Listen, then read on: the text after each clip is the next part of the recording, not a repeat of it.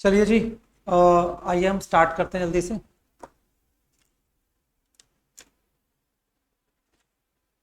हाँ जी बेटा, सबसे पहले हम एक काम करते हैं, मैं आपको थोड़ा सा आपके सिलेबस के बारे में आपको इंट्रोडक्शन देता हूँ। ठीक है जी। आपको मैं आपके सिलेबस के बारे में थोड़ा सा बताता हूँ कि आपका कितनी वॉल्यूम्स हैं, प्लस साथ में क्या क्या चैप्टर्स वगैरह हैं, वो सब डिस्कशन हम करते हैं। फिर उसके बाद हम आज का टॉपिक स्टार्ट करेंगे। राइट। चलिए जी। आइए जी, हम स्टार्ट करते हैं। क्लास ट्वेल्थ के अंदर।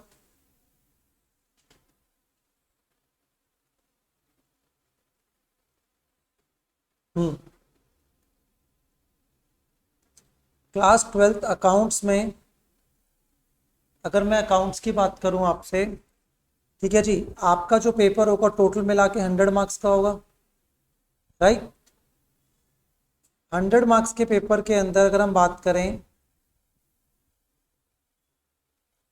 आपके पास जो आपका मैं बोलूंगा एक्सटर्नल एग्जाम है। एक्सटर्नल एग्जाम का मतलब क्या हो गया आपका, जो सीबीएसई लेगा आपका, और प्लस साथ में एक आपका इंटरनल एग्जाम होगा। ठीक है जी, इंटरनल आपका 20 मार्क्स। राइट। और जो एक्सटर्नल हो गया वो कितना हो गया आपका, 80 मार्क्स। ये वाली बात पता है आपको या नहीं पता? ठीक है, आपका एक्सटर्नल एग्जाम कितने मार्क्स का होगा, 80 मार्क्स का। जो इंटरनल एग्जाम होगा 20 मार्क्स का। आई थिंक क्लास 11th में भी ऐसा कुछ हुआ था आपके साथ। ठीक है जी। आइए जी, अब मैं बात करता हूँ इस 80 मार्क्स की आपसे। 80 मार्क्स के अंदर आपके पास, अगर आपको पता हो, 3 वॉल्यूम्स हैं। Volume 1, volume 2, volume 3। मैं अगर ब्रॉडली बताऊं, इनके अंदर वॉल्यूम 1 के अंदर आपका जो है वो हो जाएगा आपका एनपीओ एंड पार्टनरशिप। सर अगर मैं आपको बताऊं एक चीज, अप्रोक्सीमेटली 50% सिलेबस यहीं से कवर करेगा आपका, वॉल्यूम 1 से। डन जी। जिसके अंदर मिनिमम ये आपका 10 मार्क्स है, ये एनपीओ हो गया। बाकी रिमेनिंग 30 से 35 मार्क्स। अब हो सकता है माइट भी थोड़ा बहुत चेंजेस हो, क्या हो अभी कुछ हम वो क्लियर नहीं है अभी भी फिर। ठीक है।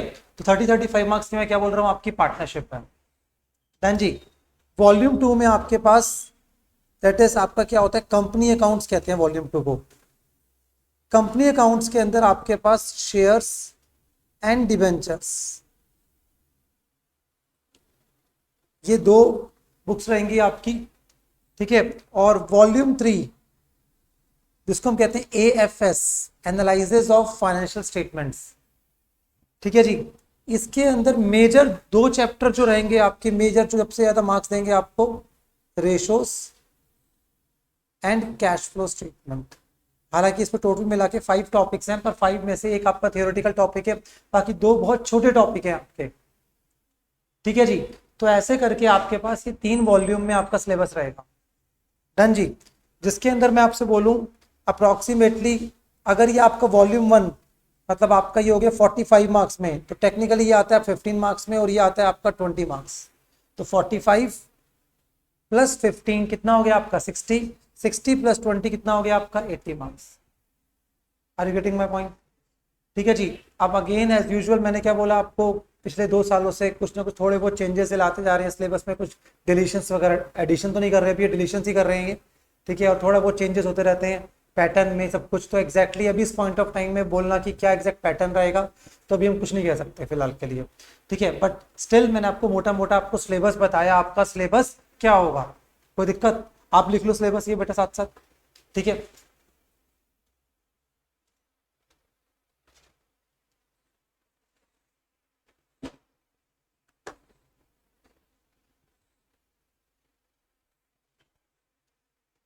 क्लास ट्वेल्थ की अकाउंट्स आपकी 100 मार्क्स। 100 में से आपके 20 मार्क्स जो हैं आपके एक्सटर्नल, सॉरी आपके इंटरनल आपके स्कूल से मिलेंगे, जिसके अंदर आपका क्या होगा, प्रैक्टिकल भी होगा, वाइवा भी होगा। ठीक है। प्लस आपका क्या हो जाएगा, इसके अंदर आपके आई थिंक कुछ प्रोजेक्ट्स वगैरह होते हैं, राइट। तो इसमें आपका कुछ, सॉरी, एक एग्जाम होगा आपका, इंटरनल एग्जाम होगा आपका।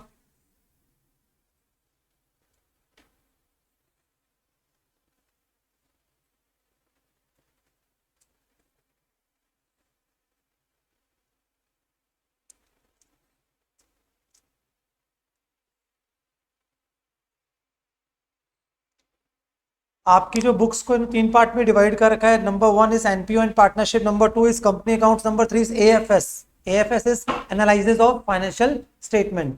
ये 3 वॉल्यूम्स में आपकी बुक्स को डिवाइड कर रखा है इन्होंने, ठीक है जी।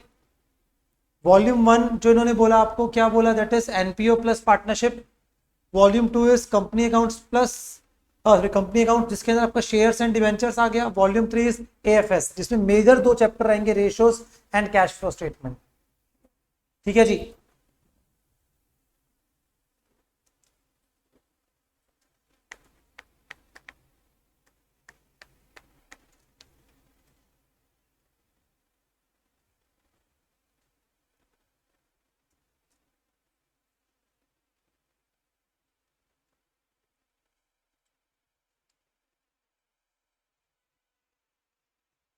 अगर लास्ट ईयर के पैटर्न की बात करें हम आपसे, ठीक है, तो last year term 1 term 2 2 part में डिवाइड करा इन्होंने सिलेबस को पूरा, ठीक है। टर्म 1 के अंदर आपका हाफ पार्टनरशिप, पूरी पार्टनरशिप नहीं, half partnership, shares and ratios, major basis बता रहा हूं मैं आपको, ये 3 टॉपिक कवर कर रहे इन्होंने, half partnership, shares and ratios, done ji.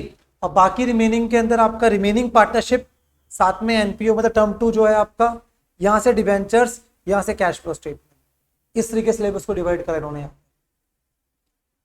तो टर्म 1 की अगर बात करा जाए, ठीक है, तो बहुत ज़्यादा प्रोबेबिलिटी बड़ी हाई है आपकी कि आपका स्टार्टिंग पॉइंट जो पार्टनरशिप रहेगा। मेजर जो आपका एग्जाम के अंदर जो क्वेश्चंस रहेंगे वो कहाँ से रहेंगे, आपके पार्टनरशिप से रहेंगे, ठीक है जी। तो यहाँ तक क्लियर है एकदम आपको।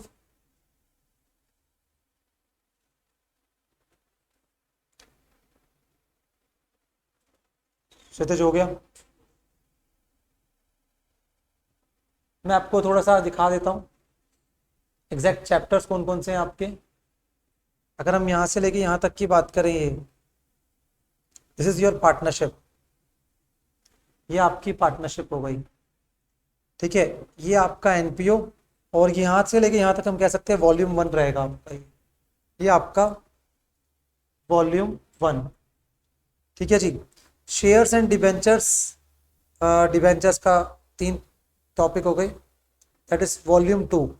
एंड उसके बाद ये 5 चैप्टर्स जो हो गए, ये क्या हो गया आपका वॉल्यूम 3, राइट जी। चांसेस आर वेरी लेस कि किसी के भी स्कूल में वॉल्यूम 2 स्टार्ट करी जाए, चांसेस आर वेरी हाई कि आपके स्कूल के अंदर वॉल्यूम 1 से स्टार्ट करा जाए, बट समटाइम टीचर्स क्या करती है, वॉल्यूम 3 से स्टार्ट कर देते हैं, ठीक है जी। बट अगेन मेरा कुछ इसका फेवर में नहीं होता हूं मैं वॉल्यूम 3 के लिए। वॉल्यूम 3 जो है उसका नाम ही क्या है, एनालिसिस ऑफ फाइनेंशियल स्टेटमेंट्स, मतलब बुक का नेम ही क्या, एनालिसिस ऑफ फाइनेंशियल स्टेटमेंट, मतलब आपको फाइनेंशियल स्टेटमेंट्स को एनालाइज करना है। एनालाइज किसकी हेल्प से करना है, रेशियोज की हेल्प से करना है, कैश फ्लो की हेल्प से करना है, कंपेयर करना है वहां पर आपको प्रीवियस ईयर करंट ईयर को, वो सब काम करने हैं। बट उससे पहले फाइनेंशियल स्टेटमेंट बनानी तो आ जाए आपको अच्छे से। जब तक वो आपको बनानी नहीं आएंगी तब तक आप अच्छे से कंपेयर कैसे करोगे, आप उसके कंक्लूजन कैसे ड्रॉ करोगे, वो आप कर सकते नहीं हो।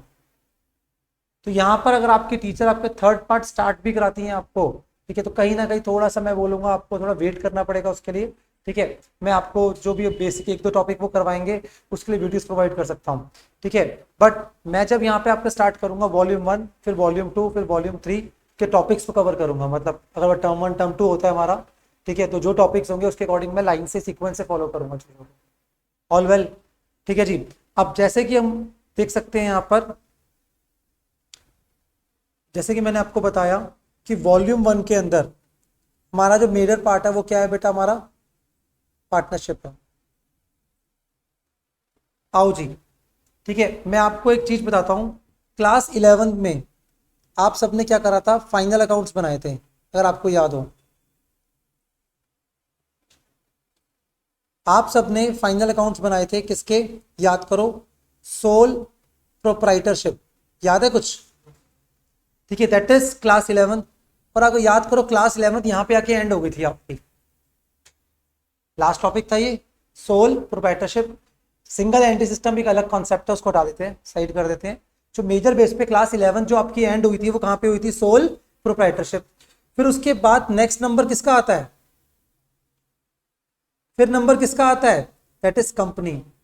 तो इसके अकॉर्डिंग हम सीक्वेंस में आगे बढ़ेंगे ना। अगर मैं सोल प्रोप्राइटरशिप से पार्टनरशिप में लेके जा रहा हूं आपको, तो आपको सिमिलैरिटीज नजर आएंगी और थोड़ी इजीनेस नजर आएंगी।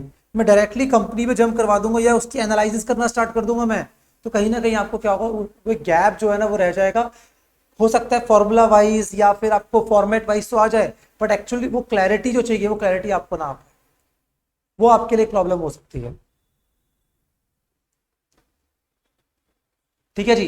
तो इसलिए हमने क्योंकि क्लास 11 में सोल प्रोप्राइटरशिप खत्म करा है, उसके फाइनल अकाउंट बना सीखे हैं, उसी का हम एक्सटेंशन आज कवर करेंगे किसके अंदर, पार्टनरशिप के। ठीक है। हमारे सिलेबस में दो टाइप के और हैं, दैट इज कॉल्ड आपका एनपीओ। तो हमारे सिलेबस में जो हमने सीखना है फाइनल अकाउंट्स, एक तो फाइनल अकाउंट सीखने हैं हमने किसके, पार्टनरशिप के, और साथ में किसके सीखने हैं, एनपीओ के। कंपनी के फाइनल अकाउंट्स नहीं है, कंपनी की सिर्फ हमारे जर्नल एंट्रीज सिलेबस में। क्या, सिर्फ हमारी जर्नल एंट्रीज, वहां कोई फाइनल अकाउंट्स नहीं है। फाइनल अकाउंट्स का मतलब समझते हो आप, profit and loss and balance sheet. Company की profit and loss balance sheet बहुत बड़ी बात होती है, वो अभी हमारे सिलेबस में नहीं है। हमारे सिलेबस सिर्फ पार्टनरशिप के सिखाएंगे और साथ में किसके सिखाएंगे, ये एनपीओ के। इन दोनों के फाइनल अकाउंट्स सिखाएंगे हमें, बाकी कोई और फाइनल अकाउंट सिलेबस में नहीं है। क्लास 11 में थे आपके पास प्रोप्राइटरशिप के। ऑल वेल, ठीक है जी।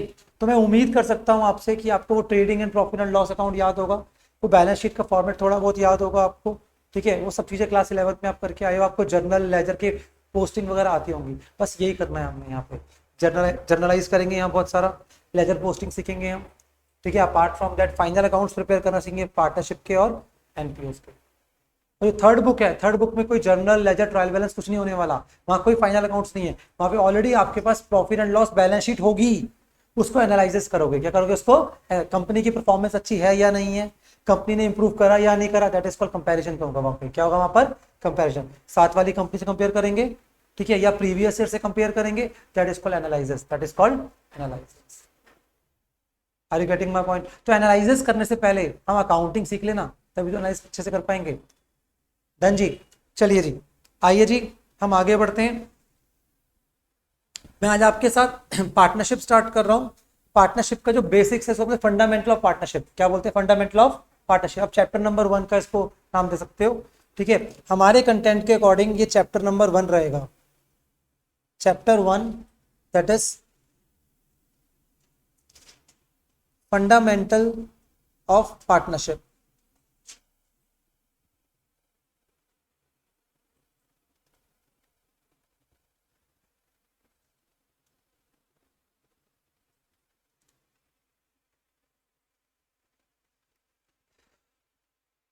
Chapter number 1 fundamental of partnership.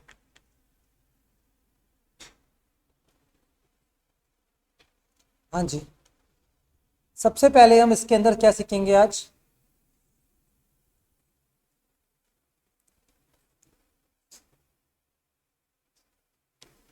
Meaning of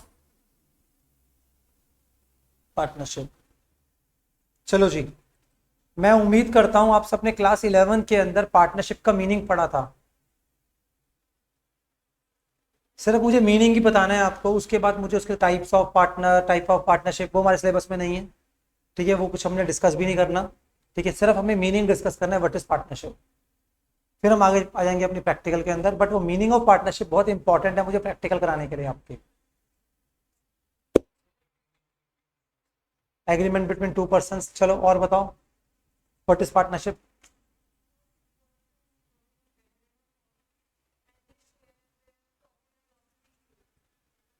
चलिए जी, गुरलीन आप कुछ बोलोगे बेटा।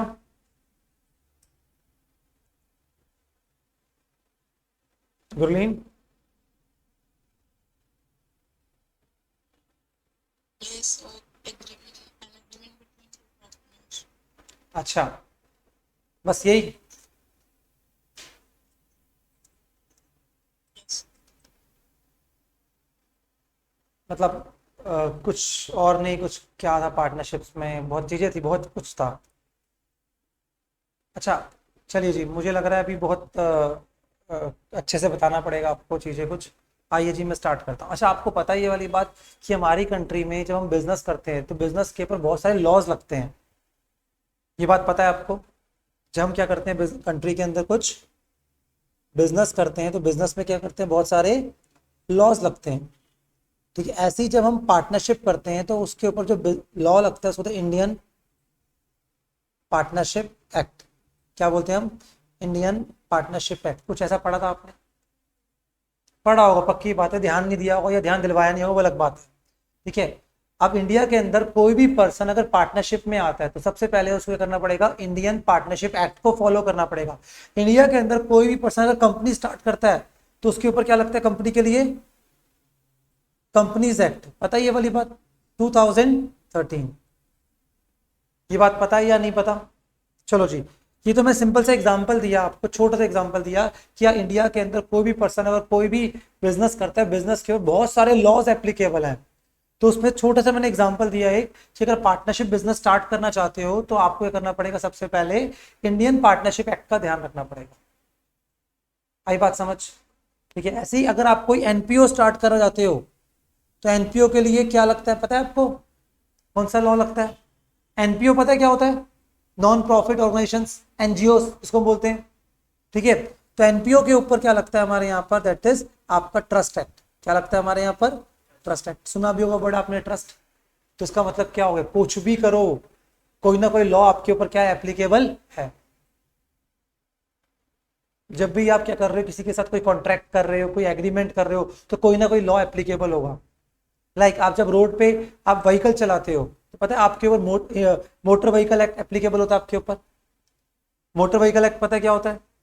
ठीक है, तो दैट इज आपको ये तो पता है कि फंडामेंटल राइट्स के हमारे कॉन्स्टिट्यूशन में लिखा है हमारे, पर आपको ये पता होना चाहिए कि वहां से हमारे पास बहुत सारे लॉज ड्राइव होते हैं। हमारे इंडिया का सबसे सुप्रीम लॉ जो है वो कॉन्स्टिट्यूशन ऑफ इंडिया। क्या है? Constitution of India, number 1। उसके बाद क्या होता है कि दैट इज हमारा कॉन्स्टिट्यूशन ऑफ इंडिया है वो हमारी गवर्नमेंट्स को पावर देता है क्या? कि आप लॉ बनाओ, और ये लॉ किस पे एप्लीकेबल होते हैं? पब्लिक पे एप्लीकेबल होते हैं सारे। अब पब्लिक में हम सब आ गए, हम कोई भी बिजनेस करेंगे तो हमारे ऊपर क्या होगा? दैट इज कोई ना कोई लॉ एप्लीकेबल होगा। तो इसलिए अभी जब हम स्टार्ट कर रहे हैं, हम बिजनेस के बारे में पढ़ेंगे, सब कुछ अकाउंटिंग बिजनेस की होगी, तो बिजनेस लॉस की बात करेंगे। मैं कोई क्रिमिनल लॉ की बात नहीं करूंगा, किसी और लॉ की बात नहीं कर रहा हूँ, सिर्फ किसकी बात करूंगा यहाँ पे? मैं बिजनेस लॉस की बात करूंगा। तो बिजनेस लॉ के अंदर आज सबसे पहला लॉ जो हम पढ़ने जा रहे हैं उसका नाम क्या है? That is Indian partnership act. क्या है हमारा? Indian partnership act. चलिए जी, ठीक है, तो यहाँ पर हम देखेंगे that is meaning of partnership, meaning of partnership as per Indian partnership act. और मैं फिर क्या बोल रहा हूँ, आप एक काम कर सकते हैं, आप चाहे तो अपनी बुक साथ खोल के बैठ सकते हैं। मैं कोई भी एक भी वर्ड ऐसा नहीं होगा जो आपकी बुक से बाहर लिखवाऊंगा, पहला पॉइंट। दूसरा, वो सारे पॉइंट्स बता रहूंगा सारे जो आपके एग्जाम में आ रखे हैं, चाहे 1 मार्क्स में क्यों ना आ रखे हैं। ठीक है, तो आज की क्लास थोड़ी थियोरिटिकल रहेगी, बट इसको आप सुनना अच्छे से, कॉन्सेप्ट बहुत डेवलप करूंगा मैं। ठीक है, आज आपकी पूरी मैथोलॉजी चेंज करूंगा। ठीक है, चलिए जी, आइए जी, तो मीनिंग ऑफ पार्टनरशिप हम किसके अकॉर्डिंग पढ़ेंगे? That is section 4। पता है आपको, अब हमें बहुत सारे लॉज पढ़ने हैं, और सारे लॉज जो होते हैं ना सेक्शन वाइज डिवाइड होते हैं, पता है ये वाली बात? ठीक है, जैसे हमारी कंट्री में आपने बहुत एक वर्ड सुना होगा, नेगेटिव, नेगेटिव नंबर है 420। 420 क्या होता है? 420 कुछ भी नहीं है, एक सेक्शन है। क्या? एक सेक्शन है, क्रिमिनल सेक्शन है। तो 420 कुछ भी नहीं है, एक सेक्शन है आईपीसी का। आईपीसी पता है? Indian penal code, that is called IPC. Done ji. तो ऐसे ही हमारे इंडिया में जब कोई पार्टनरशिप करता है तो पार्टनरशिप के अंदर सेक्शन 4 के अंदर पार्टनरशिप का पहले मीनिंग डिफाइन करा, पार्टनरशिप होती क्या, कि आप एलिजिबल हो या नहीं हो, किस चीज के लिए? पार्टनरशिप के लिए। और सारे क्वेश्चंस हैं इस पॉइंट्स के ऊपर, मैं दिखाऊंगा आज, वो भी एग्जाम क्वेश्चंस। ठीक है, आज की जो हम क्लास कर रहे हैं आपका, मैं श्योर कर रहा हूँ एक थ्योरी क्वेश्चन आपका प्रिपेयर हो जाएगा आज की क्लास से। ठीक है, चलिए जी, सेक्शन 4 क्या होता है आपका? सेक्शन 4 में क्या बोला हुआ है? सेक्शन 4 बोलता है that is as per Indian partnership act 1932, as per Indian partnership act 1932, क्या बोला इन्होंने? Partnership is the relationship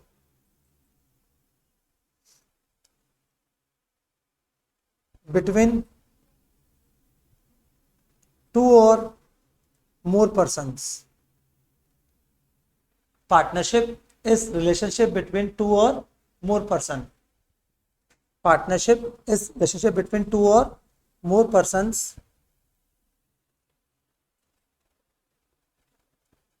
who agreed to share profits of the business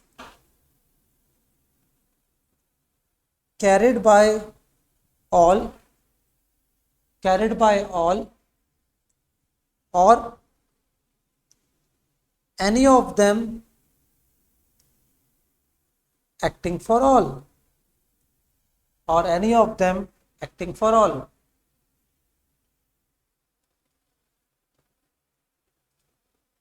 चलो जी, इन्होंने क्या बोला? Partnership is relationship between the person who agreed to share profit of the business carried by all और any of them acting for all. अब पढ़ेंगे अब मैंने ऐसे करके क्यों लिखा है, ठीक है, मैंने ऐसे करके इसलिए लिखा, पूरी डेफिनेशन को मैंने ब्रेक कर दिया जानबूझ के। ये सारे के सारे क्या है इसके, दैट इज फीचर्स हैं पार्टनरशिप के, अगर आपने उस टाइम पे पढ़े हो तो। अब मैं एक एक फीचर्स को पकड़ूंगा और आपको एक्सप्लेन करूंगा, पर डेफिनेशन यही है। इस डेफिनेशन के अंदर ही क्या आपके फीचर्स छुपे पड़े हैं।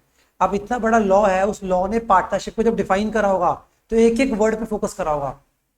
आपको पता है, ठीक है, जो लॉ होता है, लॉ कुछ भी नहीं होता, वो इंटरप्रिटेशन ऑफ वर्ड्स होता है कि उन वर्ड्स को कैसे आप इंटरप्रिटेट करते हो। जो लॉयर्स होते हैं ना, जब वो केस लड़ते हैं तो लॉ रीड करके उसकी वो इंटरप्रिटेशन करते हैं, उसी के बेस पर वो केस को जीतते हैं, हारते हैं। Are you getting my point? तो वो चीज हो गई, ठीक है। अब आओ हम देखते हैं यहाँ पर। सबसे पहले इन्होंने क्या बोला, पार्टनरशिप, इसको लर्न कर लेते हैं आराम से। Partnership is the relationship between the two और मोर पर्संस। तो मिनिमम 2 पर्सन चाहिए। मोर के बारे में डिस्कस करेंगे हम। Who agreed to share profit of the business, agreed to share profit of the business, ठीक, कैरिड बाय ऑल और any of them acting for all. या तो सबके सब मिलकर बिजनेस करेंगे या उनमें से कोई एक करेगा उन सबके बिहाफ पर। होता है ऐसा, कभी कभी सारे पार्टनर एक्टिव पार्टनर नहीं है, that is called working partner नहीं है। कुछ पार्टनर के वर्किंग पार्टनर है, कुछ पार्टनर के स्लीपिंग पार्टनर्स हैं, that is any of them working for all. बात समझ आई?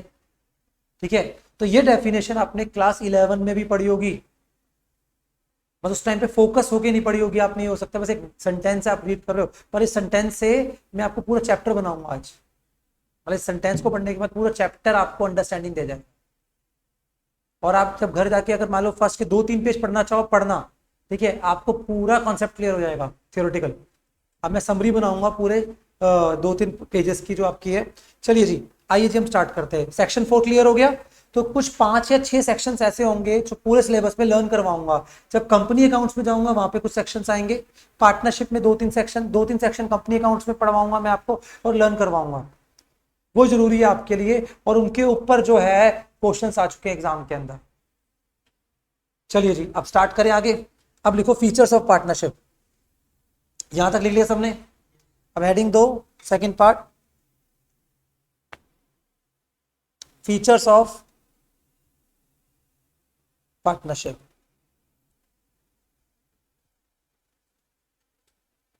Features of partnership.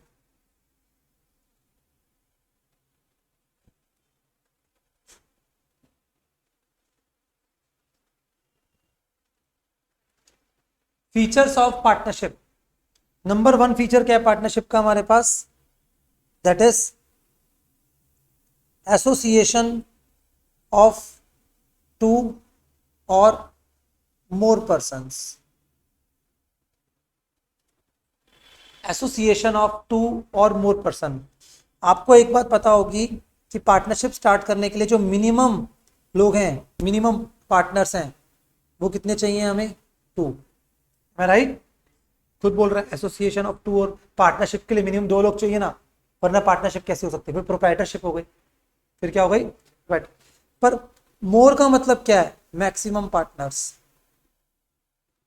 Sir maximum partner कितने होंगे पार्टनरशिप में? वेरी गुड, मैक्सिमम पार्टनर कितने होंगे?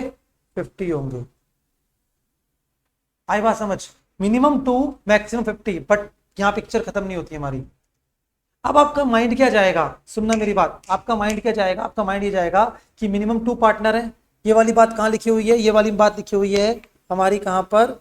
ये वाली बात लिखी हुई है हमारी इंडियन पार्टनरशिप एक्ट के अंदर 1932। सर सारे वाइवा क्वेश्चन बनेंगे आपके आगे जाकर, ठीक है। मैक्सिमम पार्टनर चाहिए 50, पर ये वाली बात कहाँ लिखी हुई है पता है आपको? सुन के हैरानी होगी, ये वाली बात लिखी है कंपनीज एक्ट के अंदर 2013। कंपनीज एक्ट के अंदर 2013 में। अगर ये वाली बात भी पार्टनरशिप एक्ट में लिखी होती, ठीक है, तो सर्कमस्टांसेस के अंदर मैं बताता ही ना आपको, शायद तो मेरे लिए रेलेवेंट था ही नहीं। हाँ जी गुरलीन, सुन रहे हो आप बेटा? Yes, sir. समझ आई ये वाली बात?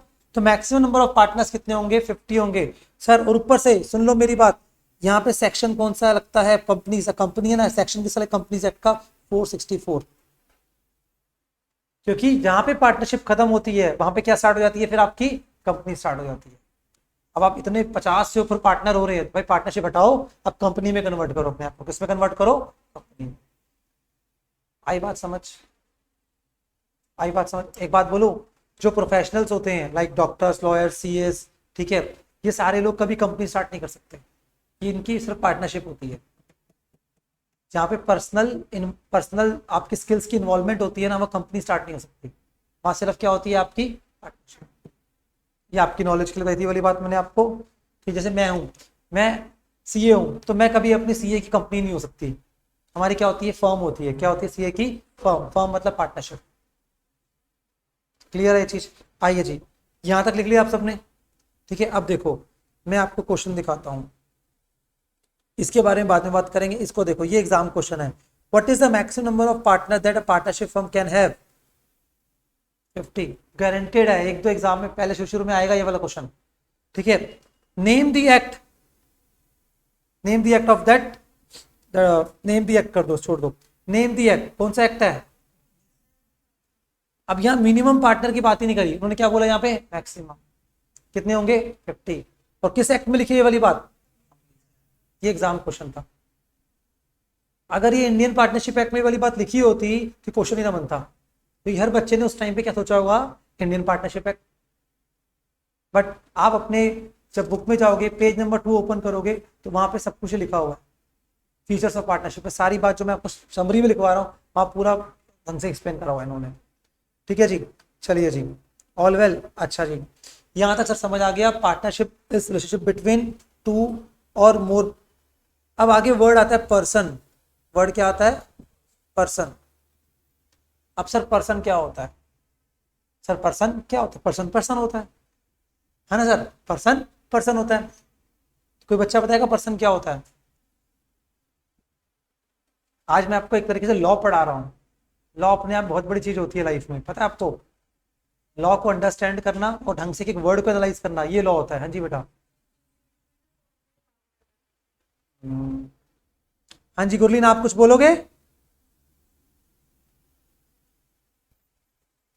Gurleen, yes, sir.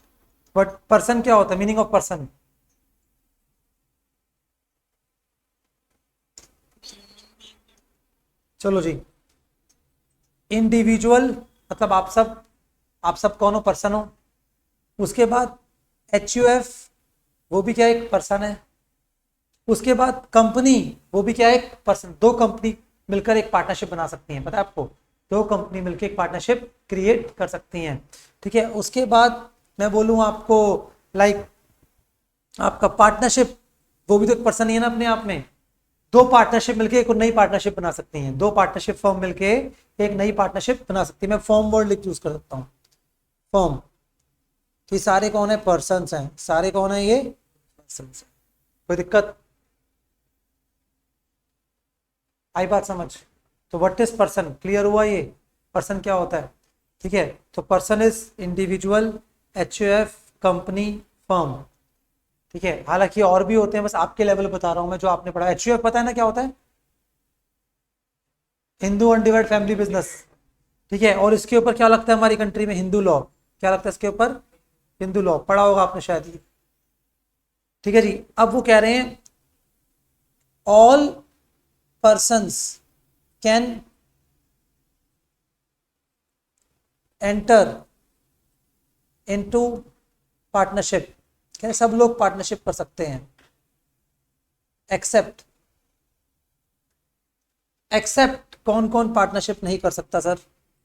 क्या एक्सेप्शन है हमारे पास? सोच के देखो, कौन कौन लोग हैं जो पार्टनरशिप नहीं कर सकते? 3 लोग हैं जो पार्टनरशिप नहीं कर सकते। नहीं, अरे वो तो कर सकते हैं, वो कंपनी नहीं बना सकते भाई। सबसे पहले नंबर 1 माइनर। माइनर समझते हो? ठीक है, जिसकी एज क्या 18 ईयर से कम है, दैट इज माइनर। ठीक है, अब हमने क्या देखा था, पार्टनरशिप क्या है, relationship between the person who have agreed, मतलब एग्रीमेंट।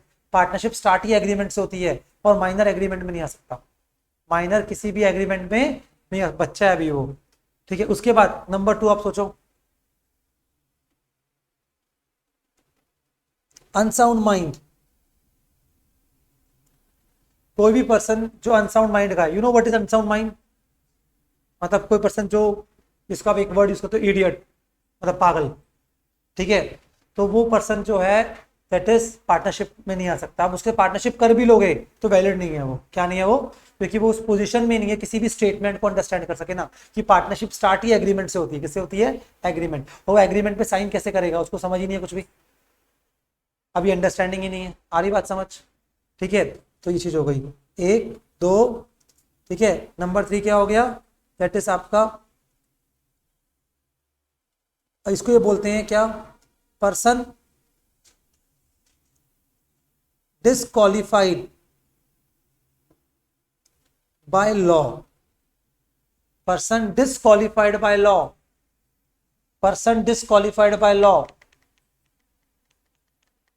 मतलब समझ आया ये? मतलब इंसॉल्वेंट। अगर कोई भी पर्सन इंसॉल्वेंट है, you know what is insolvent? इसकी लाइबिलिटीज ज्यादा है, असेट्स कम है। ठीक है, और कोर्ट ने उसको इंसॉल्वेंट डिक्लेयर कर दिया है। ठीक है, तो इंसॉल्वेंट पर्सन किसी भी एग्रीमेंट में नहीं आ सकता, क्योंकि गवर्नमेंट ने उसको इंसॉल्वेंट बोला हुआ। आप कैसे इसको एग्रीमेंट में लेके आ सकते हैं? कोई दिक्कत? पक्का समझ आई ये वाली बात? That is called insolvency. क्या बोलते हैं इसको हम? इंसॉल्वेंसी। ठीक है जी, डन। तो ये पॉइंट्स हो गए आपके यहाँ पर। ठीक है, आज जैसे एग्जांपल और देखता हूँ मैं। ठीक है, लाइक कोई पर्सन है। ठीक है, जैसे लाइक अब से फॉर एग्जांपल आपकी किसी पर्सन से पार्टनरशिप चल रही है जो कि यूक्रेन में है अभी, से फॉर एग्जांपल, और आपको रशिया, रशिया। अब रशिया ने वॉर डिक्लेयर कर दी यूक्रेन के साथ, तो जो भी आपकी पार्टनरशिप चल रही होगी वो क्या होगी? सस्पेंड होगी ना, क्योंकि अब वो जो पर्सन है वो डिस्क्वालीफाइड हो गया। क्या हो गया हमारे लिए? वो डिस्क्वालीफाइड। आप रशियन हो, ठीक है, आपकी कंट्री ने यूक्रेन के ऊपर क्या कर दिया? अटैक कर दिया। तो आपकी जो पार्टनरशिप होगी क्या होगी? सस्पेंड हो जाएगी। क्या जाएगी वो? हो सकता है अभी वो खत्म ना हो, क्या कर दे? सस्पेंड करा दे, रोक दो। अभी आप नहीं कर सकते, क्योंकि अब वो कौन पर्सन है? हमारे डिस्क्वालीफाइड पर्सन है। Disqualified by whom? By law. Law का मतलब क्या? गवर्नमेंट ने बोल रही है हमें कि भाई ये पर्सन आप पार्टनरशिप नहीं कर सकते। कोई हमारा एनिमी है, लाइक कल को इंडिया ने पाकिस्तान को डिक्लेयर कर दिया कि हमारा एनिमी है ये, तो आप कोई भी इनके पार्टनरशिप नहीं कर सकते। तो पाकिस्तान की कोई भी कंपनी होगी, पाकिस्तान कोई पर्सन होगा, उससे कोई पार्टनरशिप आप नहीं कर सकते। बात समझ आई ये वाली? तो डिस्क्वालीफाइड बाय लॉ एक ब्रॉड वर्ड है बहुत। मैंने उसके एग्जांपल दिया क्या? इंसॉल्वेंसी। एग्जांपल दिया।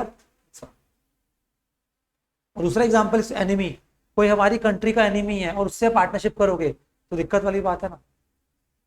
ठीक है, यहां तक समझ आया? तो अब सोचो, मैंने सिर्फ आपको एक सिंगल वर्ड समझाया अभी, जिसका मतलब कहता है एसोसिएशन ऑफ टू और मोर और पर्सन। 1 2 3, 3 वर्ड्स का मीनिंग बताया, और तीनों पे क्वेश्चन है exam.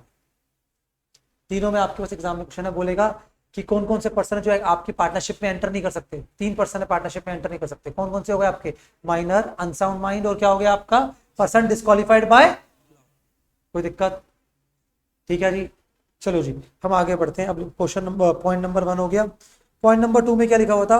Partnership is relationship between 2 और more person who agreed. Word क्या है? वर्ड यहाँ पे एग्रीड। तो सेकंड फीचर जो पार्टनरशिप का है हमारा, वो क्या है? हमारा एग्रीमेंट। देखो फीचर नंबर 2,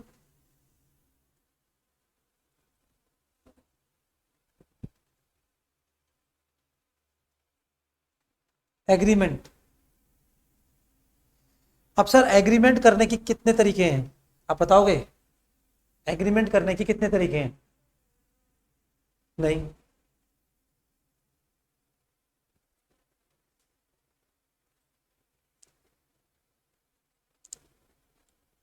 एक्सप्रेस और इम्प्लाइड।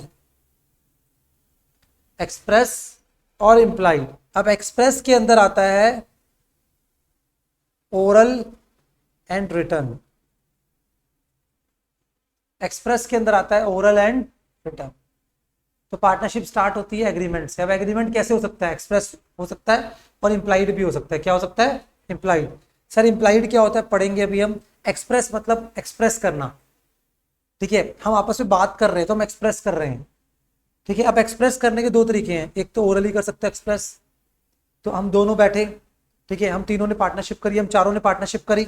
अब उस पार्टनरशिप में क्या हो रहा है, दैट इज मान लो ए बी सी डी, हम चारों ने पार्टनरशिप करी, ठीक है, हम चारों बैठ के फ्रेंड्स थे, हमने चारों ने बैठ के, ठीक है, ओरली डिसाइड कर लिया कि हमारी कैपिटल कितनी होगी, हमारा प्रॉफिट शेयरिंग कैसे होगा, हमारा इंटरेस्ट ऑन कैपिटल क्या होगा, इंटरेस्ट ऑन ड्राइंग क्या होगा, सैलरी किस किस को कितनी मिलेगी, सब ओरली बैठ के कर ली।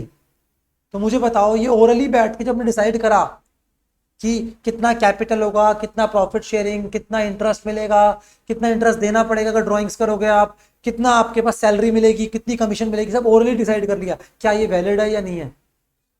यस और नो? हाँ जी गुरलीन बताओ आप, यस और नो? गुरलीन Yes. वैलिड है या नहीं है ये चीज? ओरली बैठ के हमने एग्री कर लिया। सर नहीं सर, रिटर्न में होना चाहिए। नो बेटा, हमारा इंडियन पार्टनरशिप एक्ट क्या बोलता है? ओरल पार्टनरशिप क्या है? वैलिड है। तभी तो आपने क्या पढ़ा था कि पार्टनरशिप का रजिस्ट्रेशन कंपलसरी नहीं है, याद करो क्लास 11 पढ़ा था। पार्टनरशिप का रजिस्ट्रेशन कंपलसरी नहीं है। क्यों कंपलसरी नहीं है? क्योंकि ओरल पार्टनरशिप भी इंडिया में वैलिड है, पर इंडिया के बाहर ऐसा नहीं होता। इंडिया के बाद ओरल पार्टनरशिप वैलिड नहीं है। अब आपके माइंड में चल रहा होगा, सुन लो मेरी, हाँ जी, हाँ सुन लो, पहले मेरी बात सुनो सारी, ठीक है। अब आपके मन में चल रहा होगा सर, ठीक है, हमने आज बात बोली, कल को हम चेंज हो गए अपनी बात से, तो है ना, कोर्ट में अगर झूठ बोलते तो हो सकता है, पर अभी हम अज्यूम क्या कर रहे हैं कि आप कोई झूठ नहीं बोल रहा, सब जो बात बोल रहे हैं वो ठीक समझ रहे हैं, सब कुछ हम ये अज्यूम कर रहे हैं। तो ओरल पार्टनरशिप भी वैलिड होती है इंडिया में। क्या होता है? ओरल पार्टनरशिप भी क्या है? वैलिड है। इस पर भी क्वेश्चन एग्जाम का। और रिटर्न पार्टनरशिप को क्या बोलते हैं हम? Partnership deed. क्या बोलते हैं बेटा उसको हम? पार्टनरशिप डीड, ठीक है। अब क्वेश्चन पूछेगा why we should have written partnership, हमारे पास रिटर्न पार्टनरशिप क्यों नहीं चाहिए, ठीक है। इन्होंने बोला in order to avoid any dispute, in order to avoid any dispute we should have written partnership। जो भी इन्होंने बोला सर इधर डिस्प्यूट हो जाएगा, तो आपसे ये भी एग्जाम क्वेश्चन है कि पार्टनरशिप डीड ओरल होनी चाहिए, रिटर्न होनी चाहिए। आप बोलोगे रिटर्न होनी चाहिए पर ओरल भी वैलिड है, रिटर्न होनी चाहिए बट ओरल भी क्या है? वैलिड है, ठीक है। पर रिटर्न क्यों होनी चाहिए? In order to avoid any disputes between the partners regarding the distribution of profits, ठीक है। अब इम्प्लाइड क्या होता है सर? इम्प्लाइड मतलब एज्यूम करना। इम्प्लाइड का मतलब क्या होता है बेटा? एज्यूम करना, that is called implied. Implied का मतलब होता है एज्यूम करना। सुनो मेरी बात, ठीक है। अब क्या होता है, कभी कभी हम पार्टनरशिप कर रहे हैं, हम चारों बैठे हुए हैं साथ में, हमने पार्टनरशिप के कुछ पॉइंट डिस्कस करे, चाहे ओरली करे चाहे रिटर्न करे, कुछ भी हो सकता है। तो एग्रीमेंट एक्सप्रेस करने का तरीका क्या हो सकता है? ओरल भी हो सकता है, रिटर्न भी हो सकता है, ठीक है। हमने डिस्कस करे पर कुछ चीजें डिस्कस करना भूल गए, या फिर हमें आपस में इतना ट्रस्ट था जब हमने पार्टनरशिप स्टार्ट करी, हमने कोई एग्रीमेंट ही नहीं बनाया आपस में। होता है बहुत बार इंडिया में ऐसा। अब कितने स्टार्टिंग पॉइंट में लोग आते हैं मेरे पास, ठीक है, कुछ स्टूडेंट्स ही आते हैं, स्टूडेंट कैटेगरी। आजकल स्टार्टअप्स का जमाना है ना, सुना होगा आपने, स्टार्टअप्स के लिए आते हैं हमारे पास कि सर स्टार्टअप कर रहे हैं, आप बताओ कंपनी फॉर्म कर लें या एनपीओ फॉर्म कर लें हम अपना, या फिर हम क्या करें, ये कहते हैं पार्टनरशिप करना है तो हम क्या करें, हम ऑन पेपर कर लें सब कुछ। यानी कोई दिक्कत नहीं है यार, स्टार्टिंग स्पेस है आपका, तो एक बेटर ऑप्शन क्या है, कुछ भी मत करो, ओरली एग्रीड कर लो आप आपस में, ठीक है। तो ओरली बैठ के डिस्कस कर लो कैसे कैसे आपने वर्कआउट करना है, बिकॉज आप लीगल फॉर्मेलिटीज में जाओगे तो कॉस्ट बढ़ जाएगी आपकी। क्या बढ़ जाएगी आपकी? कॉस्ट बढ़ जाएगी। तो अननेसेसरी कॉस्ट क्यों बियर कर रहे हो? पहले देख तो लो कि स्टार्टअप चलता ही चलता आपका। अब मेरे पास आओगे, मैं प्रॉपरली आपको पूरा डिजाइन करके दूंगा हर चीज, फिर आपकी अकाउंटिंग प्रॉपर होगी, हर चीज होगी, तो आपका यहाँ पे क्या होगा, थोड़ा सा कॉस्ट फैक्टर आएगा जो अभी आप अफोर्ड नहीं कर सकते। Are you getting my point?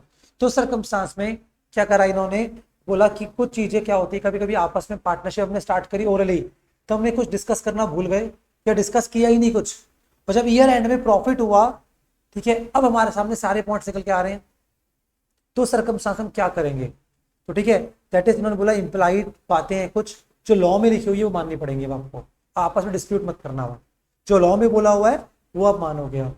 ठीक है, तो यहाँ पर आप क्या करोगे, और इस चीज में स्टार बना लो और डिफाइन कर लो नीचे इस चीज को, इम्प्लाइड को। आप क्या लिखोगे? In the absence of partnership deed, in the absence of partnership deed, the following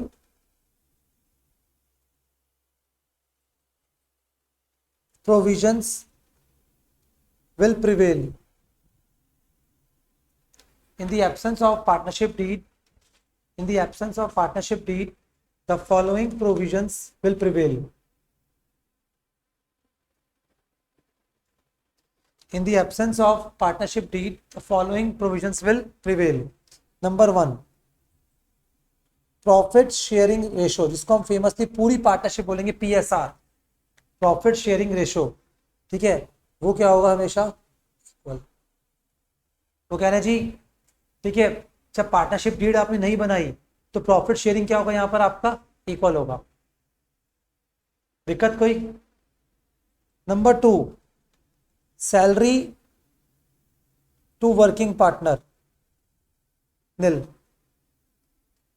sir sleeping partner को सैलरी तो वैसे नहीं मिल सकती, सोच के देखो, तो स्लीपिंग पार्टनर है वो तो काम कर नहीं रहा, आपको सैलरी की बात कर सकता नहीं। सैलरी की बात कौन करेगा? वर्किंग पार्टनर, कि भाई पूरे साल भर मैंने काम करा, तूने तो काम भी नहीं करा। ठीक है, तो उसने बोला कोई दिक्कत नहीं है, उसके बावजूद भी आपको कुछ नहीं मिलेगा, बिकॉज आपका एग्रीमेंट नहीं था पहले से। क्या नहीं था? आपका एग्रीमेंट नहीं था। Third, interest on capital, IOC बोलेंगे इसको पूरे पार्टनरशिप के अंदर। इंटरेस्ट ऑन कैपिटल क्या बोलेंगे हम? IOC।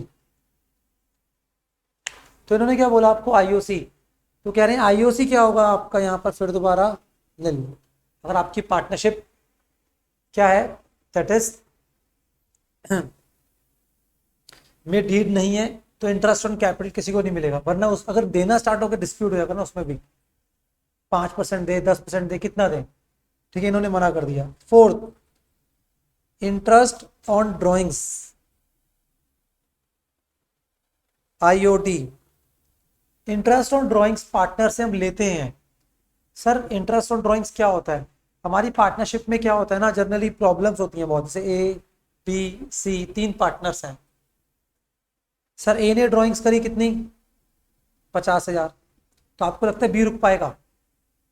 लगता ही कभी नहीं रुकेगा। B तूने 50 करा, मैं 60 करता हूँ। अब A B ने विड्रॉ कर लिए, तो आपको लगता है C रुकेगा? कभी नहीं रुकेगा। ये करेगा मैं 70,000 विड्रॉ कर रहा हूँ, कर लो भाई। अगर पार्टनरशिप फर्म से तीनों पार्टनर पैसा विड्रॉ करना स्टार्ट हो गए, नुकसान किसका होगा? फर्म का। जैसे आपकी बॉडी को चलने के लिए क्या चाहिए? ब्लड। मैं राइट और रॉन्ग? बॉडी के किसी पार्ट को भी हिट कर लो तो क्या बाहर निकल के आता है? ब्लड आता है। हिट मत करना, ठीक है, कहीं चेक कर लो जाकर। ठीक है, तो बॉडी किसी पार्ट को भी आप हिट करो, बाहर क्या आएगा? ब्लड। और ब्लड पूरी बॉडी में फ्लो करता है, क्लॉट नहीं होता। जहां ब्लड क्लॉट हो गया, बॉडी का पार्ट को काम करना बंद कर दो। ये राइट और रॉन्ग? ब्लड फ्लो होता है, ठीक है, ये चीज हो गई। वो भी एक प्रेशर से होता है कि अगर वैसे चलता रहा तो ठीक है, ऊपर नीचे हो तब भी दिक्कत होती है। ये पता होगा आपको। एक तो ऐसी बिजनेस का जो पूरा सिस्टम है वो कैश है, तो बिजनेस के अंदर कैश रहना बहुत जरूरी है। तभी एक टॉपिक पढ़े, cash flow statement. Cash flow statement कि बिजनेस में कैश का फ्लो होना चाहिए। फ्लो का मतलब इनफ्लो और आउटफ्लो दोनों होता है। रुकना नहीं चाहिए कैश। रुका हुआ कैश भी दिक्कत है। रुका हुआ कैश भी क्या है? दिक्कत है बिजनेस के अंदर। कि बिजनेस के अंदर कैश हमेशा रोटेशन में रहना चाहिए।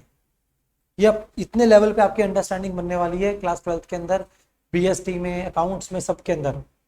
यहां तक समझ आई मेरी बात? ठीक है, अब तीनों पार्टनर अगर ड्रॉइंग्स करी, नुकसान किसका होगा? फर्म का होगा। अब एक पार्टनर ने विड्रॉ करा, दूसरे को इफेक्ट ना करे, दूसरे ने विड्रॉ करा, तीसरे को इफेक्ट ना करे, उसके ऊपर हमारे यहाँ पे कॉन्सेप्ट होता है IOD का।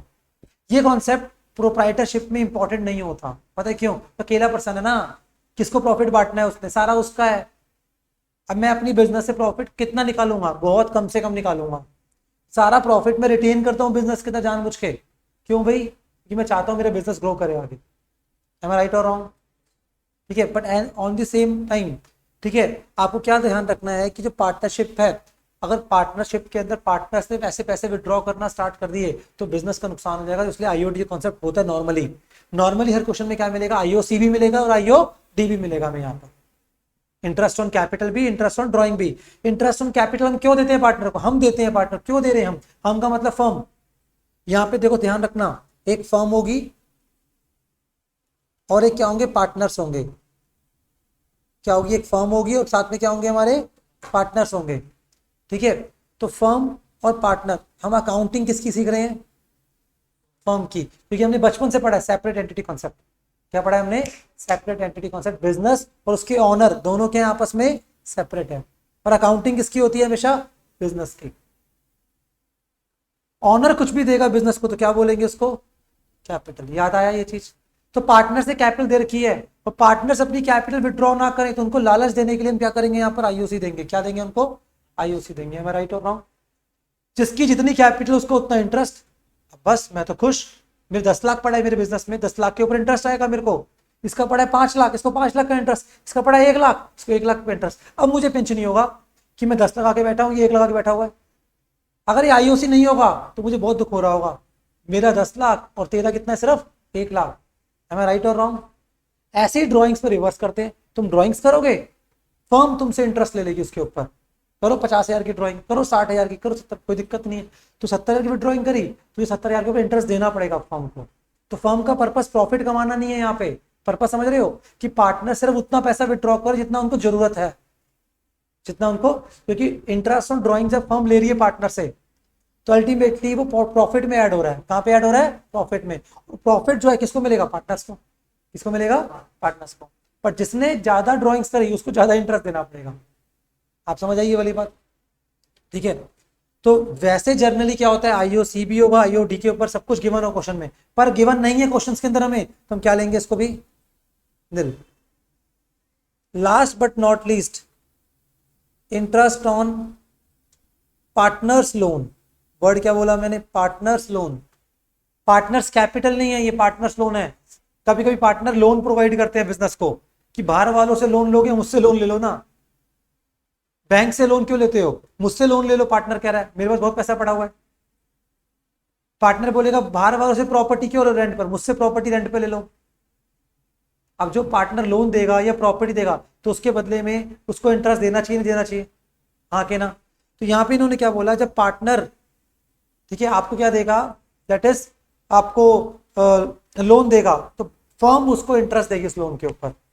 पर कितना इंटरेस्ट देगी, तो उन्होंने बोला minimum 6% per annum.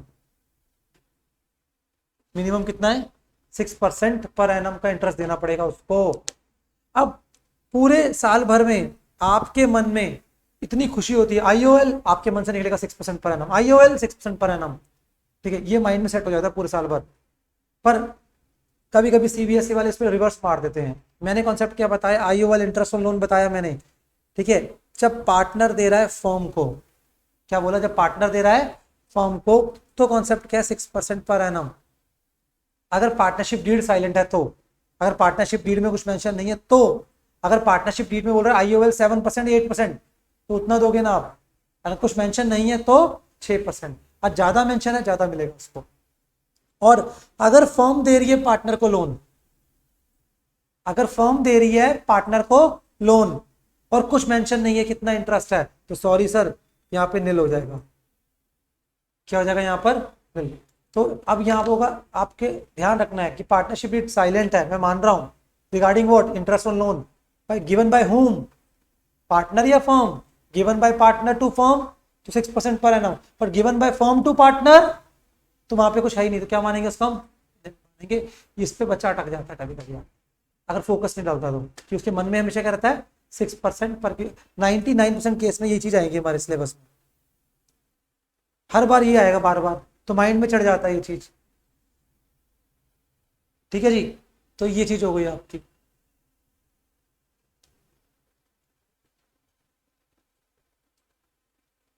All well, Gurleen clear है बेटा आपको, हाँ जी सर। ठीक है। तो आज हमने 5 पॉइंट्स पढ़े जो पूरी पार्टनरशिप में एप्लीकेबल रहेंगे। Number 1 is that PSR is equal if question is silent, if question is अगर कुछ रेशो दे रखा है तो उस रेशो के अकॉर्डिंग बांटेंगे। रेशो कैसे बाइफर्केशन करते हैं वो हम सीखेंगे नेक्स्ट क्लास के अंदर।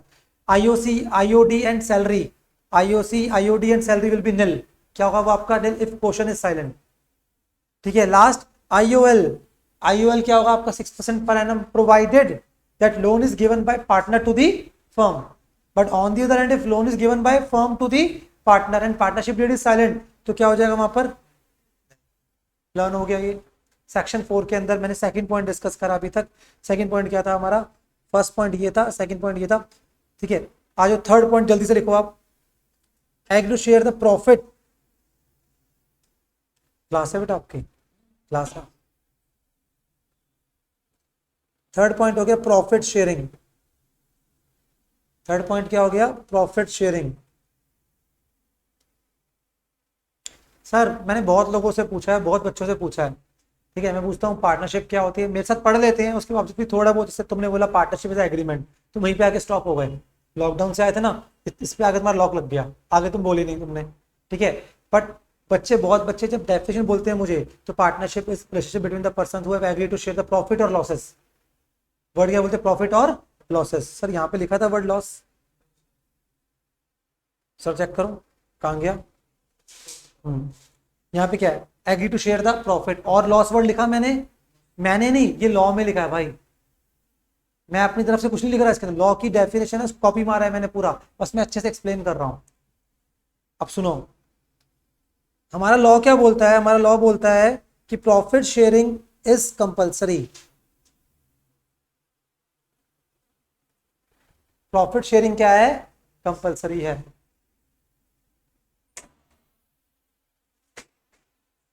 फोर ओ क्लॉक क्लास थी बेटा, चलो भी बैठो बात। Profit sharing is compulsory. क्या बोले उन्होंने? Profit sharing is compulsory, but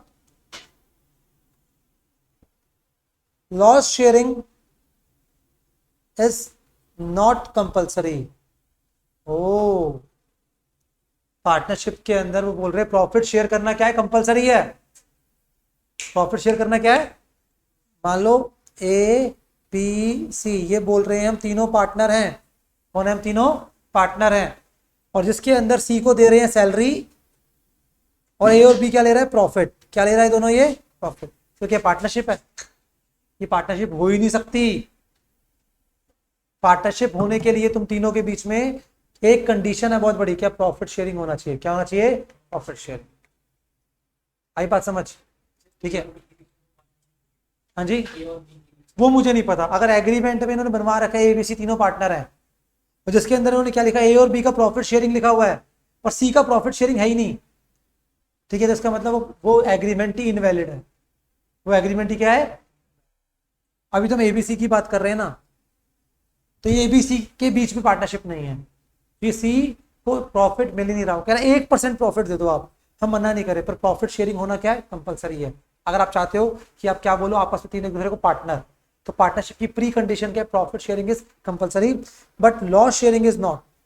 but loss sharing is not. कह रहे हो सकता है कभी कभी ऐसी सर्कमस्टांस आएंगे क्वेश्चन हमारे पास जहाँ पे ए बी ये दो पार्टनर हैं, सी कह रहा है मैं नहीं आ रहा तुम्हारे साथ, मुझे डर लगता है तुम्हें देखकर, तुम लॉस करवा दोगे मेरा। तो ठीक है, पर ए और बी बहुत शातिर दिमाग के लोग हैं, इनको पता है सी आ गया ना हमारे पास तो सी प्रॉफिट करा देगा हमें, सी बहुत टैलेंटेड इंसान है। अब ए और बी ने सी को क्या बोला? ये क्वेश्चंस आएंगे सारे के सारे क्वेश्चंस हमारे सिलेबस के। ए और बी ने सी को क्या बोला? एक काम कर तू आजा बिजनेस के अंदर, ठीक है, जो भी प्रॉफिट होगा मिलके बांटेंगे, प्रॉफिट तीनों लेंगे, प्रॉफिट तीनों लेंगे, ठीक है, that is called profit sharing, तीनों करेंगे तो पार्टनरशिप तो होगा ही। बट जब लॉस की बात आएगी ना, मान ले तो लॉस मत लियो तू, बस खुश, पर तू हमें चाहिए पार्टनरशिप में, क्यों? कि तू काम का इंसान है। पार्टनरशिप इसको अलाउ करता है कि प्रॉफिट शेयरिंग कंपलसरी होना चाहिए, पर हो सकता है लॉस शेयरिंग में ये दोनों हो, ये लॉस शेयर कर ही नहीं रहा हो। जिसमें हमारा टॉपिक आएगा जिसका नाम हो guarantee of partner, guarantee to partner, कि पार्टनर जब आता है उसको हम गारंटी देते हैं कि तेरे को प्रॉफिट करवा के देंगे, तेरे को लॉस शेयर करने नहीं देंगे। लॉस होगा तो किसका होगा? इन दोनों का। प्रॉफिट होगा तो किसका होगा? तीनों का होगा। बात समझ आई? ठीक है, that is called to share the profit. तो profit sharing is compulsory but loss sharing is not. तो ये वाला पॉइंट समझ आ गया। जल्दी आओ नेक्स्ट पॉइंट, डी पॉइंट आ जाओ जल्दी से, पार्टनरशिप।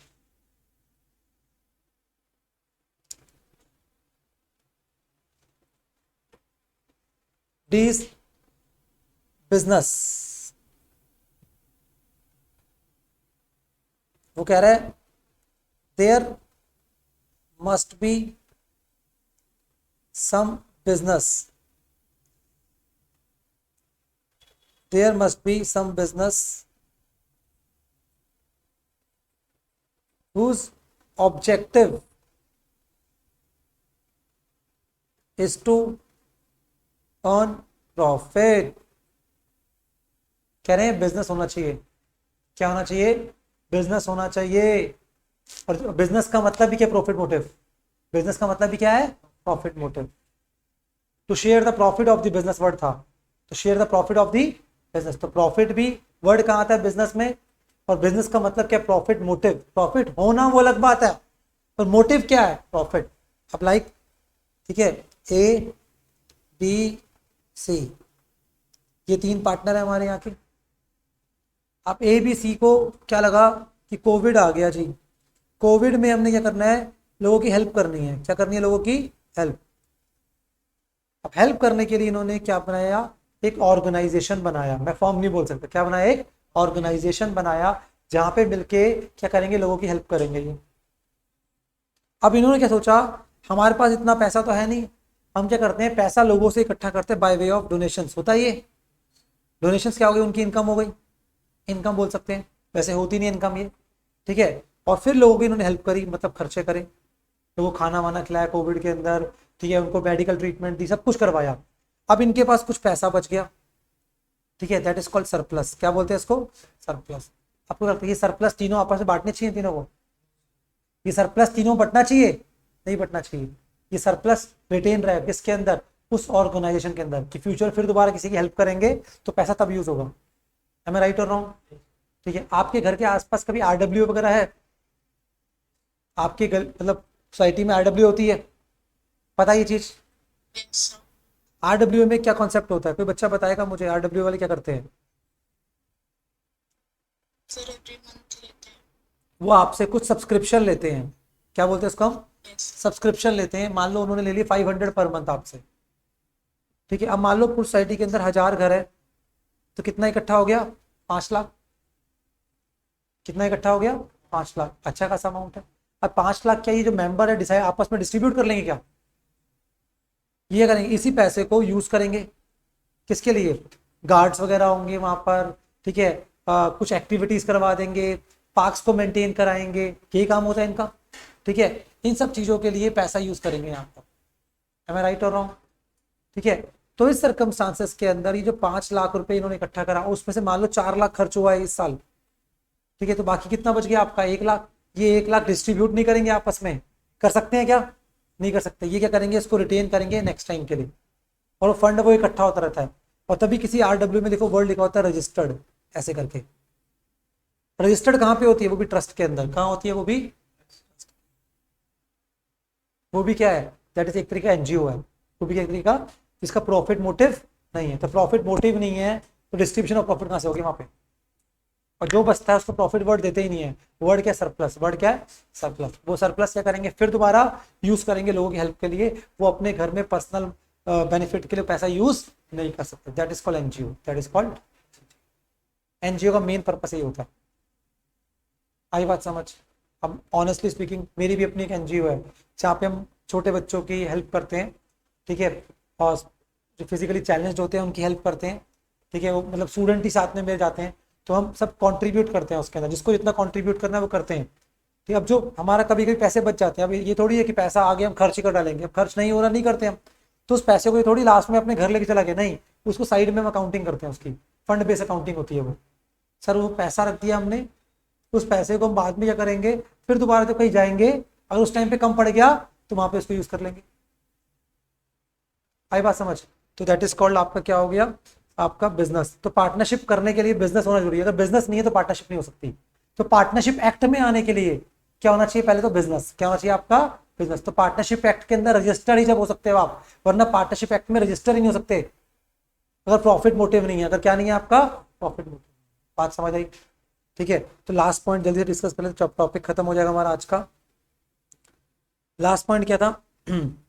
हमने ये पढ़ लिया, A B C D, 4 points पढ़ लिए। नेक्स्ट पॉइंट क्या? कैरिड बाय ऑल और any of them acting for all. Carried by all and any of them acting for all, इसका मतलब क्या होता है दोस्तों? आ जाओ,